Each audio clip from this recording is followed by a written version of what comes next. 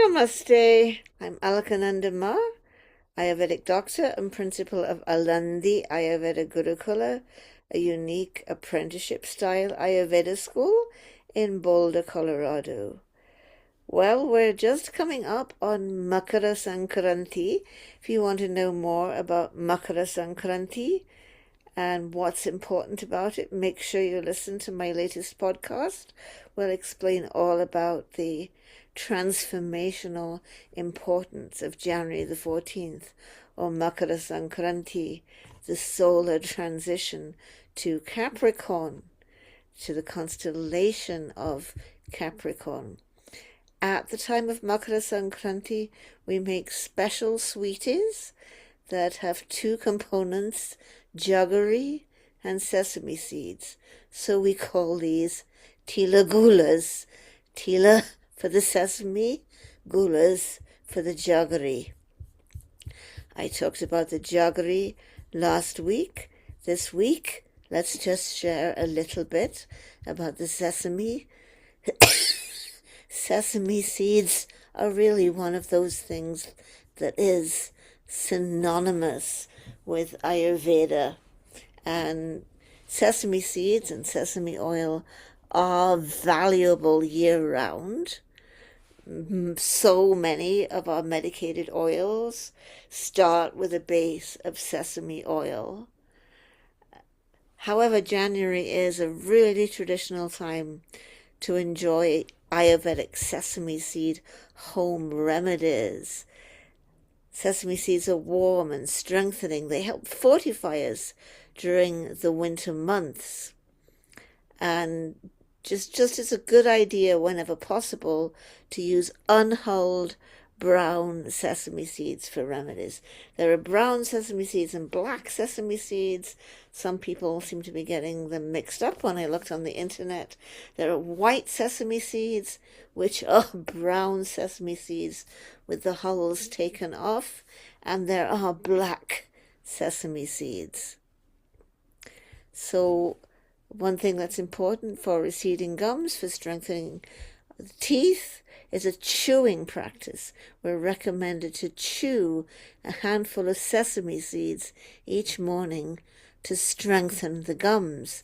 For mouth and throat concerns, oil pulling, swooshing with sesame oil. And the options are you either half fill your mouth with sesame oil and roll it around your mouth. If you fill your mouth completely, then you just hold it there because there's no room for the rolling. Ideally, try to keep the sesame oil in your mouth for about 10 minutes. The idea is it's going to help destroy the bad biofilm in the mouth. That's the plan. And we can also use sesame oil for our ears to calm vata in the ears, like if we're getting ringing in the ears.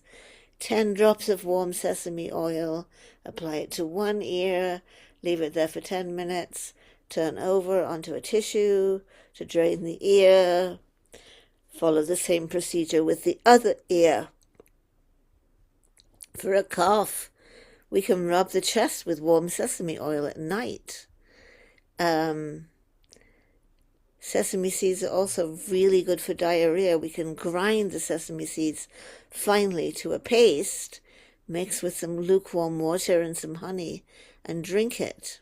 We can also use sesame seeds for menstrual cramps.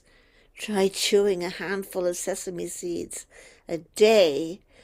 They do contain important phytoestrogens, and they will help with your cycle. So start a few days before your cycle is due with the chewing of sesame seeds. A favorite sesame oil recipe that I learned from my friend who learned it from the late Dr. Trivedi for acne is rosewater and sesame oil.